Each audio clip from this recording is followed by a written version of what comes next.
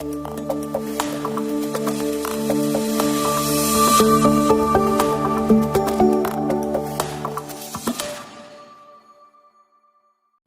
thoughts are something we've all dealt with before. A thought comes without you summoning it. It might be something as simple as remembering an embarrassing event from years ago, or excessive worrying about some mistake that you made today. But for some people, it isn't so simple. For some people, it's dangerous. Intrusive thoughts can be about suicide or violence, and intrusive thoughts can be so invasive that they force you to do something that you otherwise wouldn't do. With these things considered, intrusive thoughts can coerce someone into jumping off a bridge when they don't even wish to end their lives. Dangerous.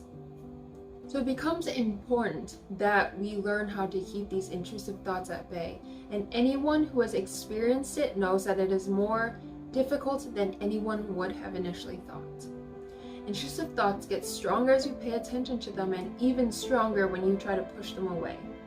I made a major mistake once with this. I was hearing some voices, basically just people I knew would be saying things that they would normally say. They were quiet and inconsequential. However, I decided to hear what they were trying to say. Big mistake. I paid attention, and boy could I hear them. Loud and clear as day. They started getting louder and more frequent. They started shouting over each other. It became unbearable. Making the decision to listen to the voices taught me something. Never to do it again. When the voices became too much, I tried to block them out. But it just kept getting worse and worse, like admitting they were bothering me made them stronger. I finally ended up crying really hard. I thought about how I had to deal with these thoughts and wondered if they would ever get better. I asked, why me? Will things ever be normal? They were slowly pushed away the more I cried, and eventually I stopped. I was shaking, I was exhausted, but the voices were gone. So, do not try to push them away. Got it? So if you're not supposed to listen to them or push them away, what is there left to do? Basically, you have to acknowledge their presence, but also not let them affect you emotionally. Just let them be. Easier said than done. It's very hard to just leave voices or thoughts in your mind alone without giving them any meaning or weight in your life.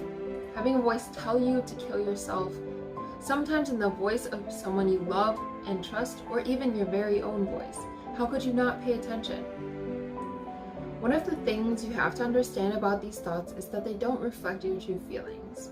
The reason why intrusive suicidal thoughts are so bothersome is that usually you don't really want that. When you get these thoughts, the key to paying them no mind is reminding yourself that they mean nothing to you. You fear that they might come true because you don't want them to come true. But ultimately, you have the final say in what you do or don't do. So you don't have to let these thoughts bother you at all.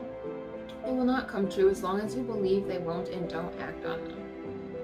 When it comes down to it, intrusive thoughts thrive when we start to believe them and doubt ourselves. We need to take the front seat in our minds and just let the intrusive thoughts be like a screaming child in the back seat. Your job is to focus on driving the car safely. Don't let the screaming child derail you. Thank you for watching this video. Please like and subscribe if you aren't already. And also, I love reading your comments, so do that if you have anything to say at all. It really helps me and my channel grow. Thanks again, guys. I'll see you guys next week.